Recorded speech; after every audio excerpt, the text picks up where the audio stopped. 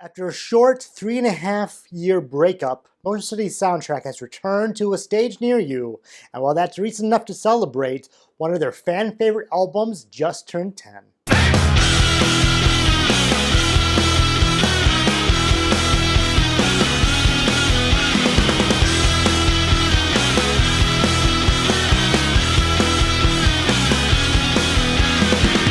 Hello, my name is Stefan, and welcome to A Decade Under the Influence, a place where we will reminisce about albums, films, and television series as they turn 10.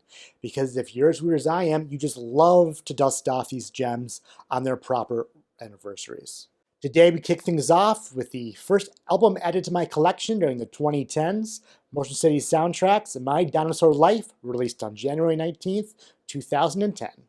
The band reunited with producer Mark Hoppus, who was also at the helm for their breakthrough album Commit This to Memory. Shortly before recording began, drummer Tony Thaxton broke his arm, and the album was tracked with the aid of a drum machine.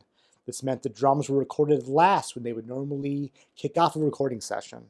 Even with this setback, you'd be hard-pressed to tell on the final product, as the instrumentation is a perfectly oiled machine, and the album hosts my favorite drum parts of Motion City's long career.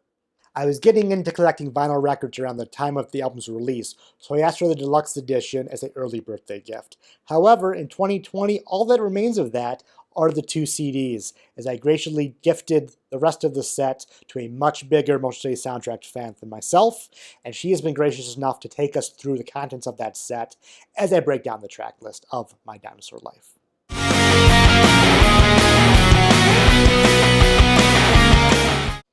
I love Motion City's soundtrack opening songs, especially the ones that are just like quick little nuggets that just set the pace for an album. They've done this before with Attractive Today on Commit This to Memory, Fell in Love Without You on Even If It Kills Me, and on My Dinosaur Life, Worker Bee.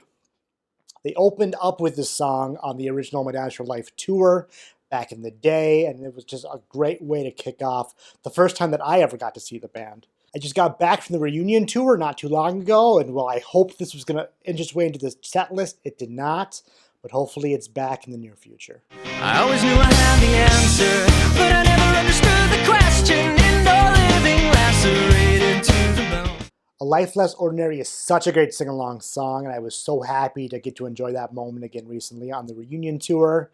I love the ending of the song with the intertwined lyrics. It reminds me a lot of, Brand New or Billy Talent. It's just such a pleasure to hear anytime it comes on. And this music video was actually filmed pretty close to where I was living at the time. And I applied to be an extra, and I had to go and buy a new wardrobe to meet the specifications, and went through all of these hurdles to be a part of it. And long story short is they filled up on space. I wasn't a part of it. I was really, brooding for a few weeks, and I saw the video, and you just see people's feet. So honestly, I'm not too butthurt about it anymore, but it would have been cool to kind of be a part of Motion City history.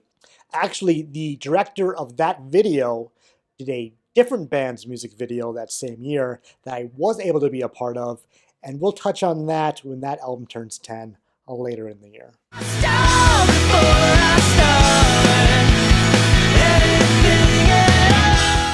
As I mentioned earlier, Her Words Destroyed My Planet was kind of my gateway drug to Motion City. I was familiar with the band before, thanks to videos on Muse, or having songs like Everything Is Alright burned on CDs, but this was kind of what made me go all in. And I'm pretty sure this is my favorite song of the 2010s.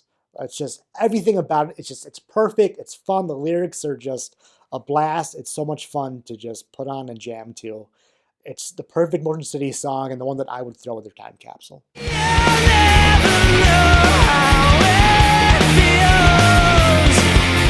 This is actually a really heavy song for Motion City soundtrack. Like it sounds like it was written for like another band, and they just decided to put it on their own album. Definitely not out of place, but like it was very surprising, and you really can't find another song like it through their records.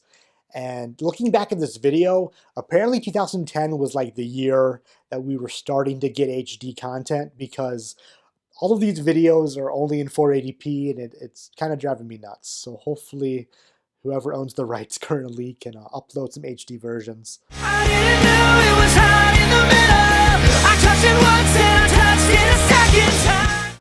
Okay, please in the comments, let me know what the heck this line means, because it has bugged me for 10 years. Justin sings a lyric in this song that says, I didn't know it was hot in the middle, I touched it once, and then I touched it a second time. What is he talking about? I'm thinking Hot Pockets, but maybe I've watched one too many Jim Gaffigan bits. Like, it's the strangest lyric, and I have no idea what's going on. What are you asking me for? It's not my goddamn history. History Lesson was actually recorded after the initial My Dinosaur sessions were complete with Mark Hoppus. This song was recorded in Minneapolis with producer Ed Ockerson, and I really enjoy it. Some of my friends, they skip it. They don't really get this song. It is very different than the rest of the album, but I find it to be such a jam. It's a really cool song. I love the gain vocals. I love the acoustic guitar. It's just a fun little piece in the middle of the album that is definitely kind of my go-to track when I want to listen to Motion City soundtrack. If I stand too close, I might fall in, but if I'm too far gone, I'll never. Okay, I stand corrected. Stand Too Close is like the album's true, like, acoustic song. You know, got to take a break in the middle because Disappear's too heavy and we need to recuperate type song. I like it a lot. It's just a nice mellow jam, and anytime I'm just kind of relaxing on a night drive, it's kind of the good soundtrack to get home. Arigato, go gadget arm. She only took me for 10,000 yen. This is one of my least favorite Motion City soundtrack songs. I don't like it. I think the structure is weird. There's not really a chorus. I like horror movies, and I just feel like it in like a pop punk song. You know, it doesn't work for me.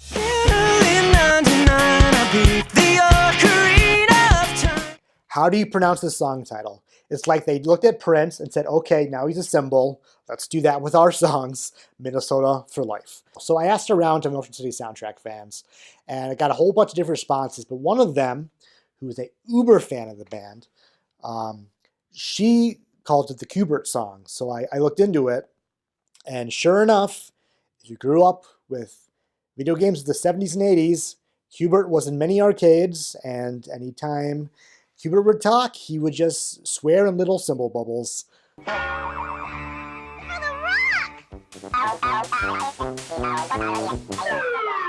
It's a song about very nerdy things like beating The Legend of Zelda or Ocarina of Time. This reference was way too nerdy for me and went over my head for 10 years. But now you know, it was Qbert.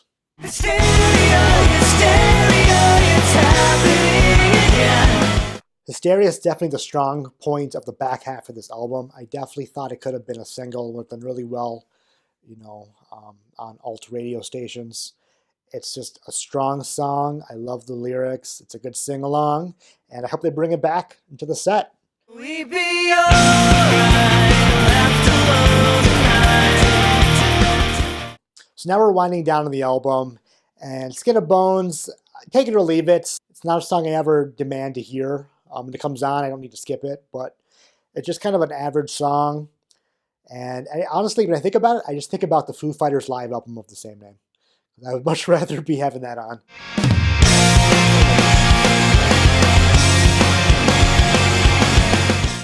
And then finally, we end on The Weeknd's, spelled funny, because why not? I watched the movie Zodiac recently again, and the Zodiac Killer loved to make funny words. So is Justin the Zodiac Killer? Maybe. I don't know. A little young for it. I think it's a fine song to end albums. It's not my favorite closer that they've ever done, but I do like the contrast and how the song starts versus kind of the build, and it just makes you want to hit play again and start the album all over. So long, farewell. May I see you when it's over. Then, as I mentioned before, I do have a bonus disc that came with a bunch of alternative versions of songs, including one that did not make the cut of the album, So Long, Farewell. It's a slow burn of a song, and if you have not heard, I definitely recommend you do so. I'll link it down below. So that's my Dinosaur life in a nutshell. If you haven't heard the album in a while, Please stream it. I have the links below.